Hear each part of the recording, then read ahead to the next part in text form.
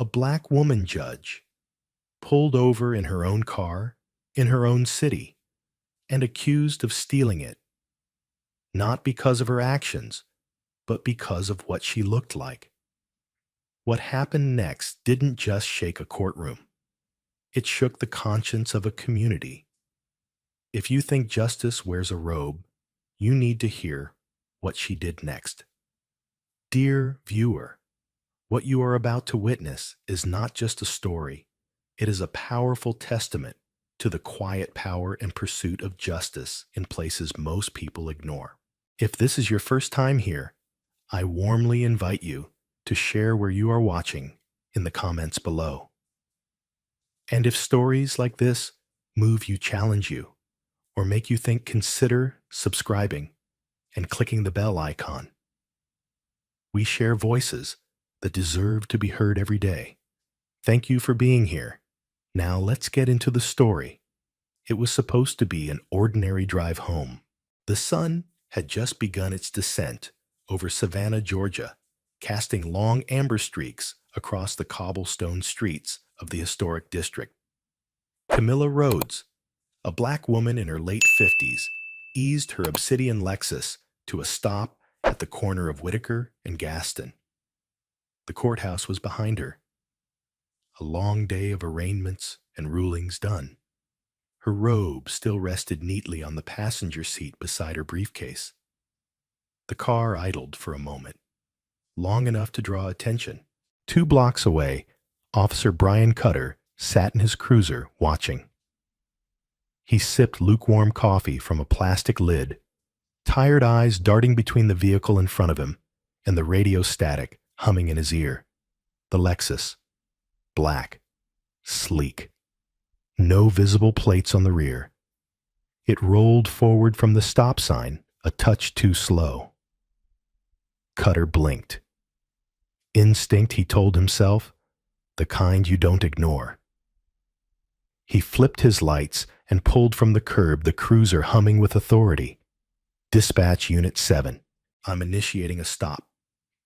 Black Lexus sedan. Possible match to recent auto theft report. Occupied once. Camilla saw the lights in her rearview mirror and sighed, not with guilt, not with panic, but with a kind of fatigue only certain people carry. She knew how this worked, knew the script too well. She pulled to the side, hands visible on the wheel, before Cutter had even exited his car. Evening air clung heavy as he approached her window. The moment he saw her, something shifted. It was quick, a tightening of his brow, the narrowing of suspicion into something personal. Evening, ma'am, he said, one hand resting on his belt. Do you know why I pulled you over? Camilla's voice was calm, unshaken. No, officer. I don't believe I committed a violation. Cutter scanned the interior. Judicial robe, leather briefcase, a face that didn't flinch. Still, something in him refused to let go. License and registration, please. She handed both over. I'm Judge Camilla Rhodes, 5th Circuit, heading home from the courthouse. Cutter didn't react. He didn't nod, didn't acknowledge the title, just flipped the documents open like they were counterfeit. This car, he said, matches the description of a vehicle reported stolen earlier today. Camilla tilted her head slightly. It's registered to me. You can verify that. I will, he replied, already walking back toward his cruiser. The crowd hadn't formed yet. The street was quiet, still intimate enough to mistake the unfolding tension for something routine. Inside his car, Cutter radioed in the license plate and VIN. Dispatch responded in under a minute. Vehicle registered to Camilla Rhodes. No reports on file. All clear. Still, Cutter didn't return her documents. He approached the car, again, slower this time. Voice more clipped. Ma'am, I'm going to need you to step out of the vehicle. Camilla blinked once. Is that a lawful order? Yes, Am I being detained? A pause. Just step out so we can clear a few things up. Her spine straightened. You've confirmed the car is mine. You've seen my identification. What exactly are we clearing up, officer? Down the street, a teenager stopped walking, pulled out his phone. The red recording light blinked. I'm not asking again, Cutter said. Camilla spoke louder now, not aggressive, but deliberate. This is unlawful. I have done nothing suspicious, and you have no probable cause. His hand hovered near his holster, not touching, but close enough to signal. Power flared in the air, sharp as static before a storm. And people noticed. She's a judge. Someone called from across the street. Man, don't do this. But Cutter didn't move. Neither did Camilla. A beat passed, then another. You're escalating this, she said. Because I don't look like what you expect a judge to look like. The words weren't sharp. They were scalpel precise, and Cutter, exposed under a camera lens now blinking steadily from the sidewalk, felt it. Another cruiser pulled up behind his. Officer Maria Bennett stepped out. Late 30s. White. Her ponytail swung as she walked toward Cutter, quickly surveying the scene. That's Judge Rhodes, she muttered. What's going on? Possible match to a stolen vehicle, he mumbled. She's cleared. She's not cooperating. Bennett looked at him sideways. She's asserting her rights. There's a difference. Camilla rolled down her window 2 more inches. Her tone cut clean through the humid air. Officer Bennett, I'm requesting to leave unless I am formally detained. Bennett nodded slowly. Ma'am, I'm sorry. I'll handle this. But Cutter wasn't done. He wasn't ready to let go. Not of the suspicion, not of the authority. He took 1 step forward, his hand brushing Camilla's doorframe. She exited the vehicle without raising her voice. Not in retreat. In declaration. I know what this is, she said. And so does everyone watching. Phones were up now, 4, maybe 5. The air had shifted, not with fear, but with witness. You saw a black woman in a luxury car, she said, standing still, judicial robe, visible in the passenger seat. And you assumed it couldn't belong to her. No one said that, Cutter muttered. You didn't have to. A ripple of murmurs moved through the small crowd. You knew who I was, she added. You just didn't believe I could be who I said I was. Cutter looked past her now, scanning the crowd for backup that wouldn't come. Bennett stood behind him, arms crossed. Camilla's voice lowered almost a whisper. You think this ends here, but it doesn't. Not for me. Not for you. Not for anyone watching. And then, like a judge issuing a verdict, she turned back to her car, retrieved her documents from his hand without asking, and stepped back into the driver's seat. She didn't speed off. She didn't look back. She simply pulled away, calm, intact, and carrying more truth than any badge on that street. The stop was over. But the story was just beginning. The morning after the stop, Camilla Rhodes sat alone in her kitchen, the hush of dawn brushing against the windows. The house was quiet, filled with shadows and the faint tick of the clock above the stove. Her coffee had gone cold untouched. On the table lay her judicial badge, her Lexus registration, and a folded copy of the Savannah Times. The headline didn't name her, but the story was clear. Black woman judge detained in traffic stop raises questions about racial bias. She didn't need to read it. She had lived it. Across the city, Officer Brian Cutter reviewed his own report, searching for the right language to dull what the cameras had captured. He framed it around standard protocol, a reasonable match to a reported vehicle. Nowhere did he write what he saw when he first walked up to her window. Not a judge, not a professional, just a possibility he'd been taught to fear. Camilla sat straighter in her chair, replaying his face in her mind, not in anger, but in study. Because this wasn't about Cutter alone. It was about everyone like him, everyone who looked at her and saw something less, something unearned, and still she hadn't yelled, hadn't flinched. That wasn't her power.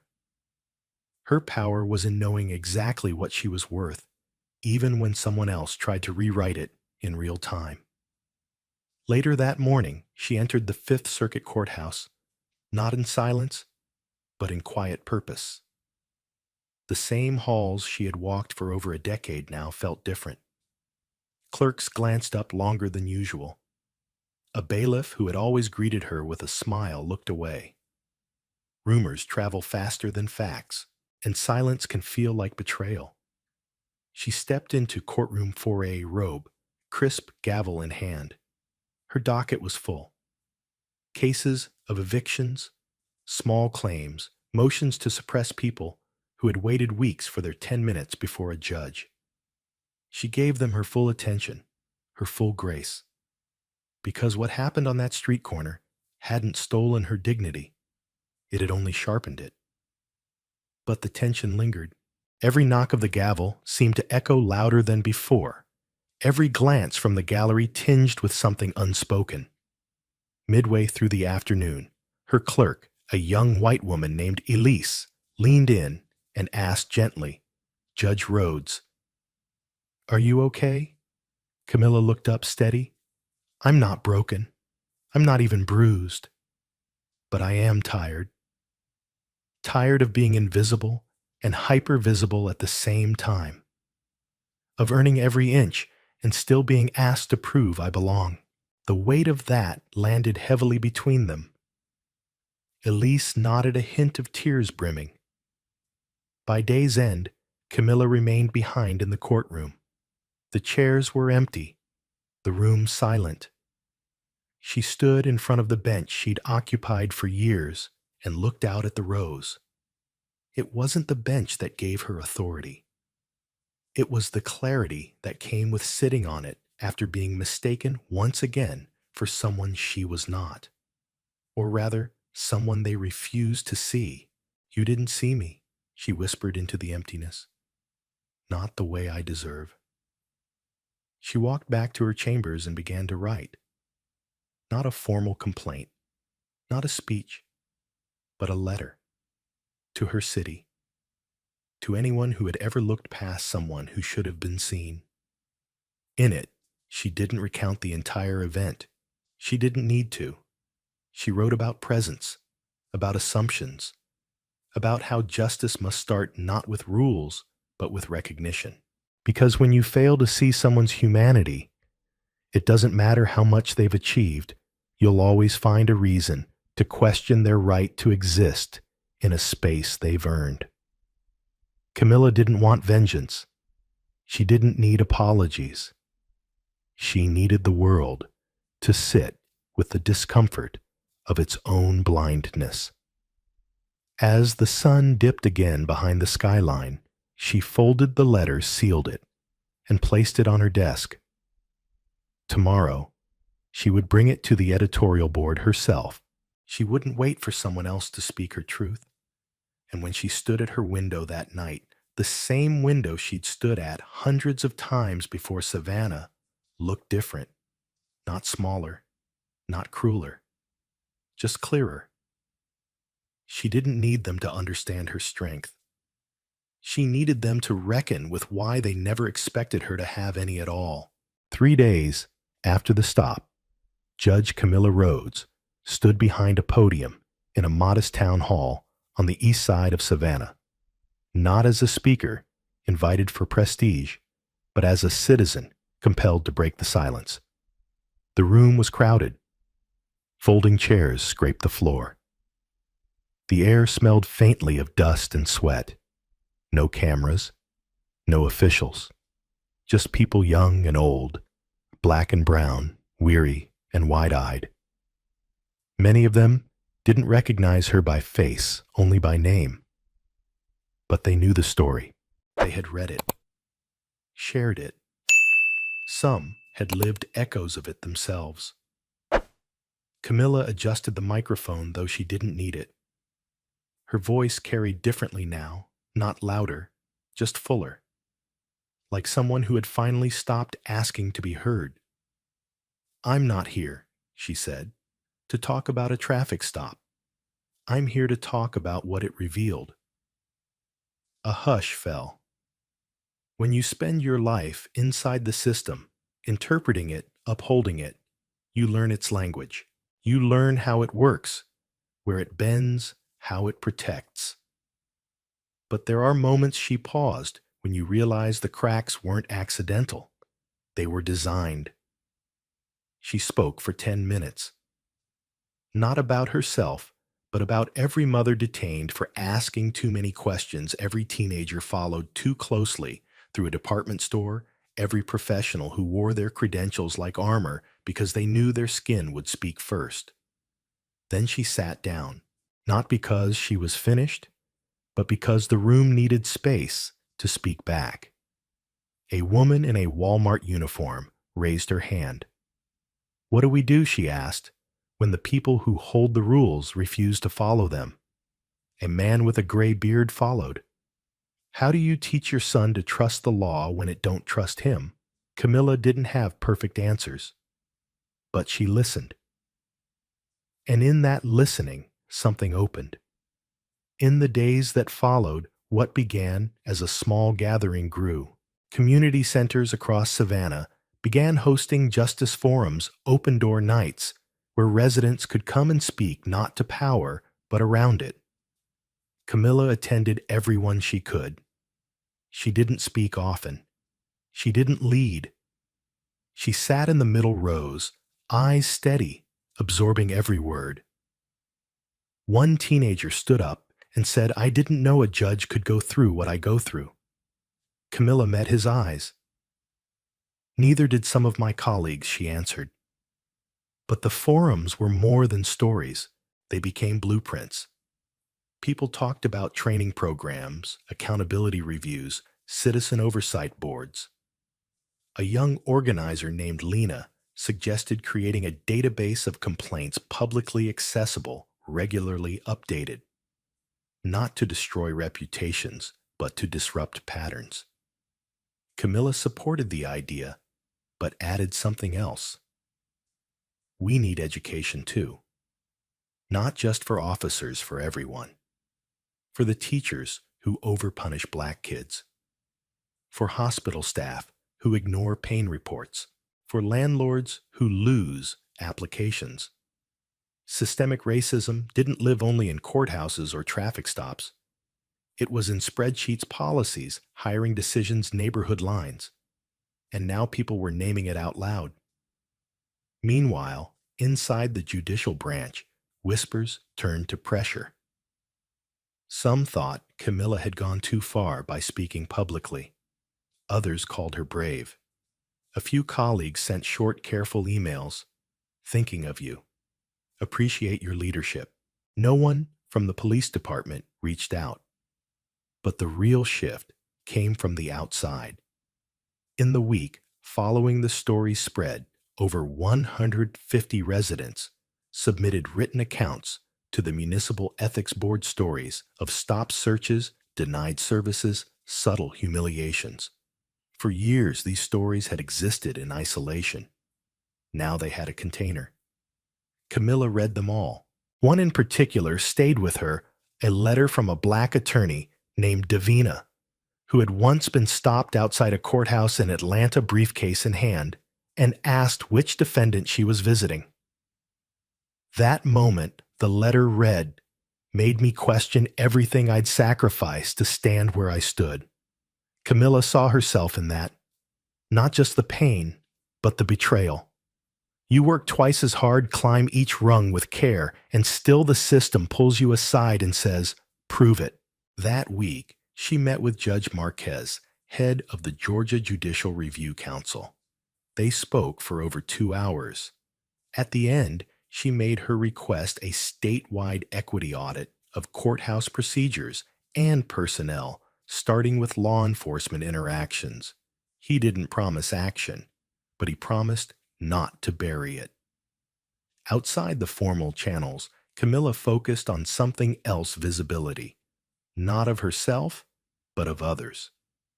She invited high school students to sit in on proceedings. She opened her chambers once a month to young law students of color, offering mentorship and transparency. She worked with a local filmmaker to begin collecting oral histories from everyday people who had endured institutional bias, creating a living archive of voices the courtroom had never heard. Because the system didn't just crack under pressure, it cracked when it was built without listening. And for the first time in years, people were starting to speak into those gaps. One evening, as she left the courthouse, a woman tapped her shoulder gently. Middle-aged, well-dressed eyes brimming. "Judge Rhodes," she said, "I work in HR at the hospital down the road. Last month, I saw security tail a black nurse through the lobby because they didn't believe she worked there. I didn't say anything. But after what happened to you, I filed a report. I made them review the tapes. I don't know if it'll matter, but I couldn't stay quiet anymore." Camilla took her hand. "It matters," she said, "because silence is where injustice learns to breathe." They stood there, just two women on a street corner, the city around them, humming as always. But something had changed. The traffic stop hadn't broken her. It had broken the myth of neutrality, the belief that the system untouched would somehow right itself. Now the cracks were visible, and light was finally getting in. The Savannah Police Department's briefing room had never been this quiet. Chief Alan Whitlow stood at the head of the long table, hands clasped, a man who once spoke with unquestioned authority, now feeling the ground beneath him shift. Before him were 24 officers, captains, lieutenants, and command staff. And projected behind him, in looping silence, was the body cam footage. The moment, the stop, the pause between Camilla Rhodes stating her name and Officer Brian Cutter's hand resting casually, too casually, on the grip of his holstered weapon. The video had no narration, but it didn't need one. The story wrote itself in posture and pause, in suspicion and stillness. In the face of a woman who had spent her life interpreting the law, now made to defend her right to exist within it. Chief Whitlow cleared his throat. "We're not here to discuss what the footage looks like," he began. "We're here to acknowledge what it reveals." No one spoke. No one dared. For years, the department had prided itself on progressive training and implicit bias seminars. They had the plaques, the press releases, the pilot programs. But none of that could shield them now. Because what played on the screen wasn't a fluke. It was a mirror. And the reflection wasn't easy to accept. Brian sat off to the side, uniform crisp, expression unreadable. This was not his first time in a review room, but it was the first time he wasn't certain the shield of procedure would protect him. He'd written his report, filed it within the hour of the stop. Vehicle matched general description of a possible stolen car. Driver displayed unusual composure, potential evasiveness. He hadn't expected that report to go viral. He hadn't expected the driver to be a judge. And he certainly hadn't expected the world to take her side. Outside the department walls, something was brewing. Protests had formed, but they weren't loud or chaotic. They were steady, quiet, made of teachers, nurses, veterans' parents, holding signs that didn't scream for punishment, but for truth. Across the city, stories spilled open, one by one. A man described being cuffed outside his own home for matching a description. A woman recounted being followed through a high-end department store, only to find herself cornered by plainclothes security. A retired school principal told how he once had to call a white colleague to the courthouse so someone would believe he was there for jury duty. Camilla watched this unfold not from a distance, but up close. Her chambers became a makeshift command center, not of power, but of purpose. She read emails, sat with residents, took calls from young attorneys who had once believed decorum was enough to protect them. But it wasn't about her anymore. She understood that. She was simply the flashpoint, the face the mirror reflected back at the system. At a press conference days later, Camilla stood behind a wooden lectern, a single sheet of paper in her hands. "I did not ask to be a symbol," she said, eyes steady, "but I will not refuse the responsibility that's been placed in my hands.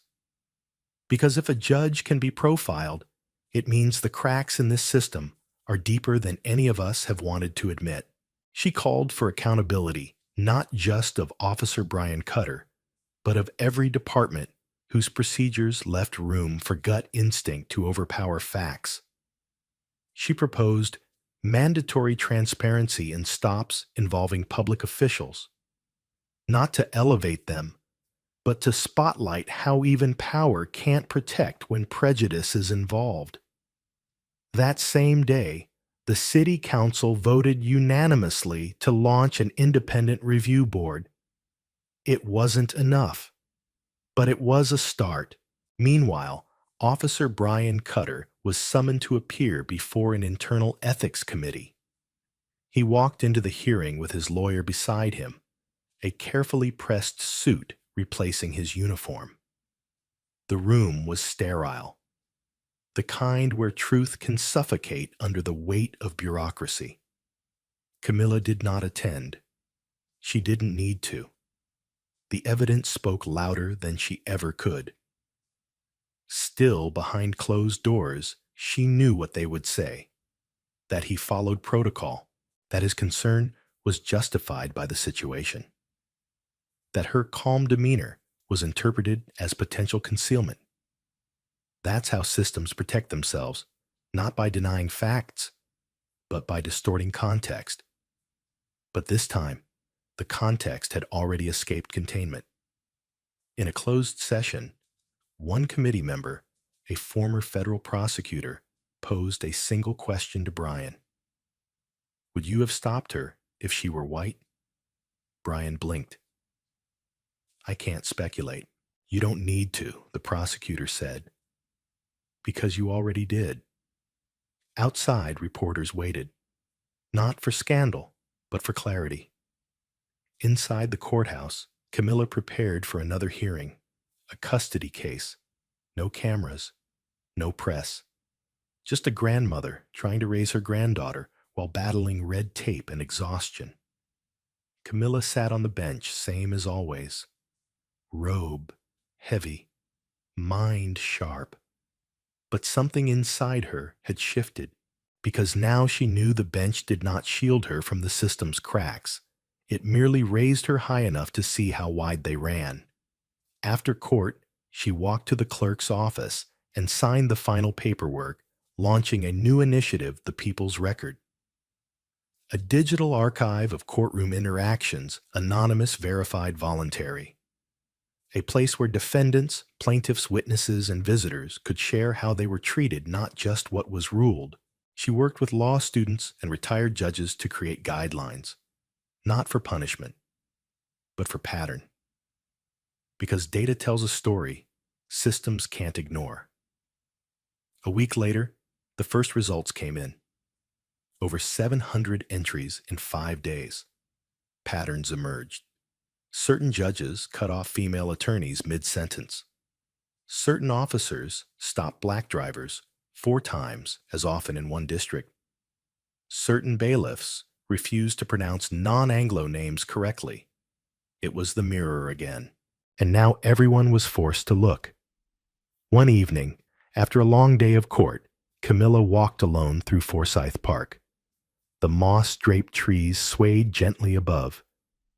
A teenage boy skateboarded past, did a double take, and skidded to a halt. "You're the judge from the video," he said. She nodded. "My mom watched it 5 times," he said. Said it made her cry. Said she felt seen. Camilla smiled softly. "Tell your mom thank you." The boy hesitated. "Do you think it's going to change anything?" She thought for a moment. "I think mirrors don't change what they reflect," she said. "But they force people to decide if they're okay with what they see." He nodded slowly, then pushed off again. Camilla stood beneath the Spanish moss, the night air thick with questions the system could no longer ignore. Because what had been exposed wasn't just one officer. It was every assumption, every shrug, every silence that had let it happen. And now, those who'd turned away for too long were staring into the mirror. And for the first time, it was staring back. The day began like most others, with a humid hush hanging over the city of Savannah.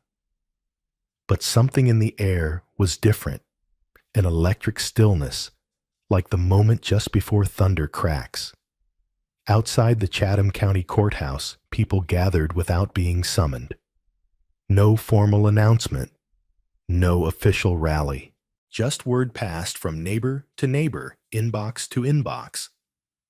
Today she returns. Judge Camilla Rhodes arrived just before 9 a.m. Her silver-trimmed robe folded neatly over one arm, the other clutching a single manila folder. She parked her car, the same black vehicle that had once been treated like evidence, and stepped out with a composure so rooted it felt like an answer to a question the city had been asking for years. By the time she reached the courthouse steps, they were lined with faces familiar, new, skeptical, reverent. A young girl with braided hair held her mother's hand tightly. An elderly man in a crisp Sunday suit nodded slowly as she passed. Even some city officials stood in silence, not to be seen, but to witness. Camilla didn't pause for the cameras. She didn't wave. She walked. Inside the courtroom was already filled, but not just with lawyers and court clerks. There were teachers from the local high school, law students from the University of Georgia, a bus driver who had taken a personal day, an artist who'd painted her portrait from the live stream footage and left it unsigned at her chambers. All of them sat not as spectators, but as reminders. At exactly 9:30, Camilla stepped to the bench. No bailiff announced her. No gavel tapped. She simply looked up and began. "For those of you expecting business as usual," she said, voice clear, "you may be disappointed. Today we begin with acknowledgement." The room leaned in. Justice, by its nature, does not exist in theory. It lives or dies in the daily decisions of those entrusted to carry it. I stand here not as a symbol, but as evidence. Evidence that even the robes we wear and the oaths we take do not shield us from the weight of perception, from the consequences of assumption. She let the silence hang thick and breathing. I was stopped. I was doubted. And I was not alone. Then she pulled from the folder a stack of printed pages, the first official report from the People's Record. She read excerpts aloud. No names, just truths. A public defender whose client was referred to as that one instead of by name. A court interpreter told to hurry up while translating a child's abuse testimony. A disabled woman denied a seat in a holding cell because she didn't look handicapped. Each voice echoed, each sentence pressed. This record is not to shame, Camilla said. It's to remind us who we serve. In the back of the room, Officer Marin Alcott, a quiet patrol woman who had once hesitated to speak against her own captain, lowered her head and wept softly. Not from guilt, but from recognition. Outside, more had gathered. The the sidewalk filled shoulder to shoulder. A woman from Charleston held a sign that read, "I see you, Judge Rhodes."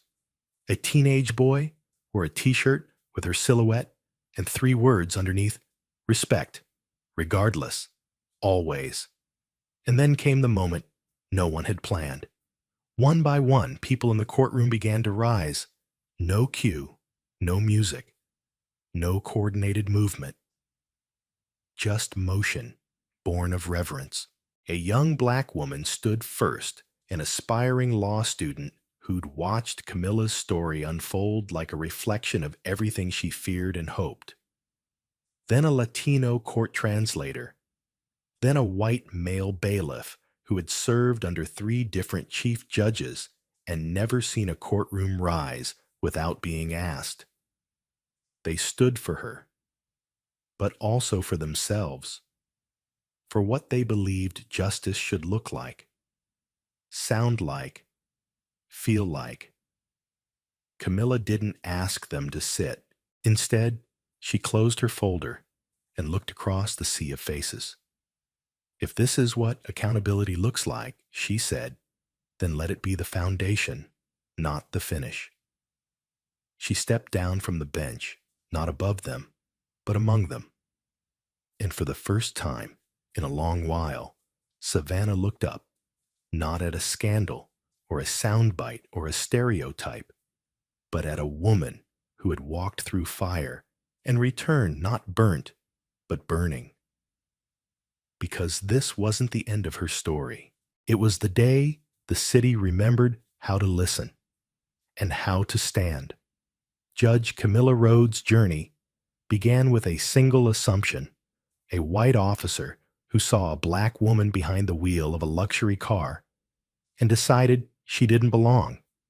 That moment, rooted in racial bias disguised as suspicion, could have ended in silence like so many others before it. But Camilla chose a different path. She didn't shrink. She didn't explode. She stood, and in doing so, she turned a personal injustice into a citywide reckoning. What happened on that quiet street in Savannah wasn't just about one stop, one car, or one officer. It was about how systems fail when they are built on fear instead of fairness. It was about how authority unchecked can become blind, and how even those who wear the robe symbols of justice and balance are still vulnerable to the very prejudices they fight daily in courtrooms. Camilla's strength was not in her title. It was in her choice to confront the harm without becoming hardened by it. She didn't ask for pity. She demanded change. She met resistance not with rage, but with reason. She built bridges instead of walls, starting conversations, inviting community voices, and crafting reforms that would outlast her moment in the spotlight. She reminded Savannah and the nation that dignity doesn't ask for permission, and justice doesn't wait to be recognized. The courtroom, where she was once almost erased, became the place where the truth stood tallest.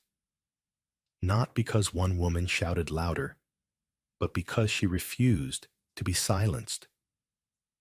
The lesson here is clear power without perspective is dangerous. And silence, especially in the face of bias, is not neutrality, it's complicity. If we want justice to mean something real, it must be more than procedure. It must be presence, participation, empathy, and courage. In our daily lives, this means more than sharing outrage online. It means noticing the quiet wrongs around us and calling them out. It means looking beyond uniforms and robes and seeing the humanity in each other. It means teaching our children that respect isn't about rank, it's about right.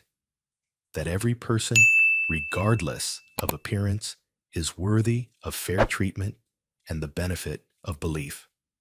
Camilla Rhodes's story didn't end in that courtroom. It continues in every conversation she sparked, every policy she inspired, and every young person who now sees the legal system as something they can shape, not something to fear. If this story moved, made you reflect, or gave voice to something you felt, but never said, don't let it stop here. Subscribe to this channel. Help us continue telling stories that challenge, inspire, and shift the culture toward justice with humanity at its heart. Your support fuels the next voice that needs to be heard. And together, we'll make sure the silence never wins again.